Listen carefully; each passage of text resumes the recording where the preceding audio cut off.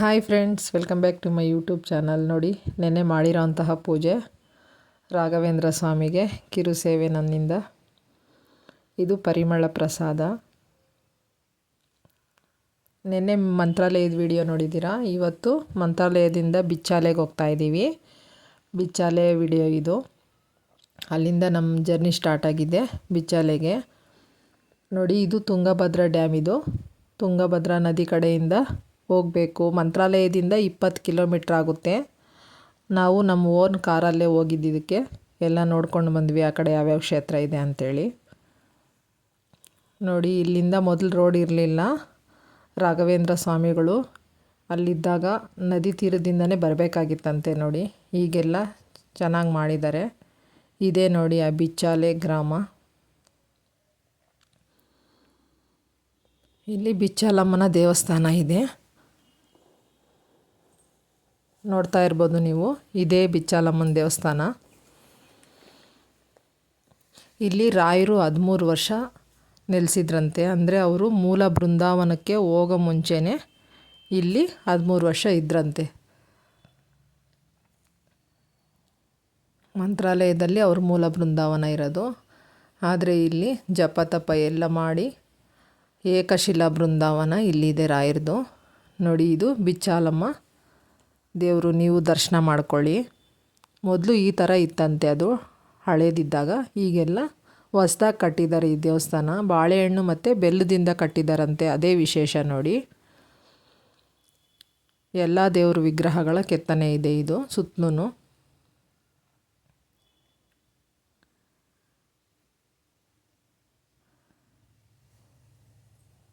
ಯಾರ್ಯಾರು ಮಂತ್ರಾಲಯಕ್ಕೆ ಹೋಗ್ತೀರಾ, ಈ ಕ್ಷೇತ್ರನ ಮಿಸ್ ಮಾಡದೆ ನೋಡ್ಕೊಂಬನ್ನಿ. ಇದು ತುಂಬ ಪುಣ್ಯಕ್ಷೇತ್ರ.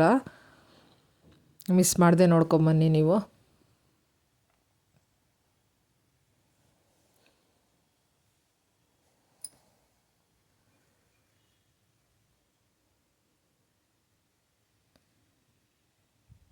ಇಲ್ಲಿ ರಾಯರ ಪರಮ ಶಿಷ್ಯರು ಅಂದರೆ ಅವರು ಅಪ್ಪಣ್ಣಾಚಾರ್ಯ ಅಂತೇಳಿ, ಅವರು ಇಲ್ಲಿ ನೆಲೆ ನಿಂತಿದ್ದಾರಂತೆ. ಅದಕ್ಕೆ ಅವರು ಮನೆ ಕೂಡ ಇಲ್ಲಿದೆ.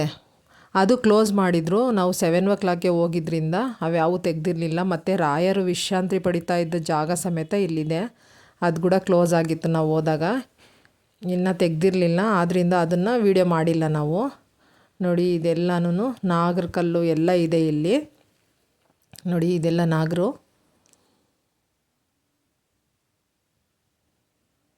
ದರ್ಶನ ಮಾಡ್ಕೊಳ್ಳಿ ನೀವು ಕೂಡ.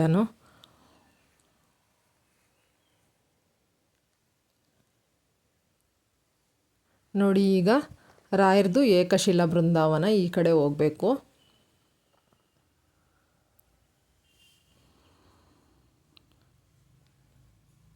ಅಪ್ಪಣ್ಣಾಚಾರ್ಯವ್ರದ್ದು ಮನೆ ಇದೆ ನೋಡಿ. ಇದು ರಾಘವೇಂದ್ರ ಸ್ವಾಮಿಗಳು ಜಪ ಮಾಡ್ತಾ ಇರೋಂತಹ ಕಟ್ಟೆ. ಅಲ್ಲಿ ಗ್ರಿಲ್ ಹಾಕಿದಾರಲ್ಲ, ಅಲ್ಲಿ ರೆಡಿ ಮಾಡ್ತಾ ಇದ್ದಾರೆ ನೋಡಿ, ಏಕಶಿಲಾ ಬೃಂದಾವನ ಅದು. ನೋಡಿ, ಈ ಮರದ ಕೆಳಗಡೆ ಜಪ ಮಾಡ್ತಾ ಇದ್ರಂತೆ ರಾಯರು. ಇಲ್ಲೆಲ್ಲ ಪೂಜಿಸ್ತಾ ಇದ್ರಂತೆ. ತುಂಗಭದ್ರಾ ನದಿ ತೀರದಲ್ಲಿರೋದು ಇದು. ನೋಡಿ, ಇದೇ ಏಕಶಿಲಾ ಬೃಂದಾವನ. ಇನ್ನೂ ಅಲಂಕಾರ ಮಾಡಿರಲಿಲ್ಲ. ಜ್ಯೋತಿ ರೂಪದಲ್ಲಿ ದರ್ಶನ ಕೊಟ್ಟಿದ್ದಾರಂತೆ ಅಪ್ಪಣ್ಣಾಚಾರ್ಯರಿಗೆ ರಾಯರು. ಆದ್ದರಿಂದ ಇದು ತುಂಬ ಫೇಮಸ್ ಇದೆ. ನೋಡಿ, ಇದೇ ತುಂಗಭದ್ರಾ ನದಿ. ಈ ತೀರದಲ್ಲಿ ರಾಯರು 13 ವರ್ಷ ಇದ್ದಿದ್ದು. ಪೂಜ್ಯಾಯ ರಾಘವೇಂದ್ರಾಯ ಸತ್ಯಧರ್ಮ ರಥಾಯ ಚ ಭಜತಾಂ ಕಲ್ಪವೃಕ್ಷಾಯ ನಮತಾಂ ಕಾಮಧೇನುವೆ ಅಂತ ಈ ಮಂತ್ರನ ಕೊಟ್ಟಿದ್ದಾರಲ್ಲ ನಮಗೆ, ಅವರೇ ಅಪ್ಪಣ್ಣಾಚಾರ್ಯ. ಅವರು ತುಂಬ ಇಷ್ಟವಾದ ಶಿಷ್ಯರು ಅಂತ ಹೇಳ್ಬೋದು ರಾಯರಿಗೆ.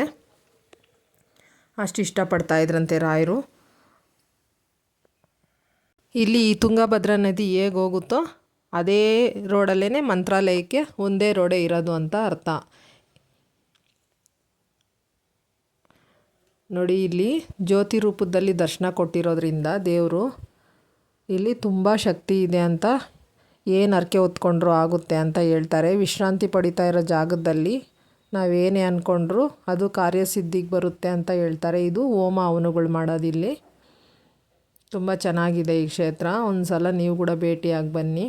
ನೋಡಿ, ಇಲ್ಲೊಂದು ಬುಕ್ಕು ತೋರಿಸ್ತಾ ಇದ್ದೀನಿ ನಾನು. ಈ ಬುಕ್ಕಲ್ಲಿ ದಿವ್ಯ ಚರಿತ್ರೆ ಅಂತ ರಾಘವೇಂದ್ರ ಸ್ವಾಮಿಗಳದ್ದು ಪ್ರತಿಯೊಂದು ಇದೆ ಇದರಲ್ಲಿ. ಓದಿ ಅವರ ಲೈಫಲ್ಲಿ ಏನೇನು ನಡೀತು, ಯಾವ ಥರ ಗುರುಗಳು ಸನ್ಯಾಸತ್ವ ಸ್ವೀಕರಿಸಿದ್ರು ಅಂತ ಎಲ್ಲ ಇದೆ. ನೋಡಿ ಒಂದು ಸಲ. ಇದೇನು ಪ್ರಮೋಷನ್ ಅಲ್ಲ, ನಾನು ಓದ್ತಾ ಇರೋದ್ರಿಂದ ನಿಮಗೆ ತಿಳಿಸ್ತಾ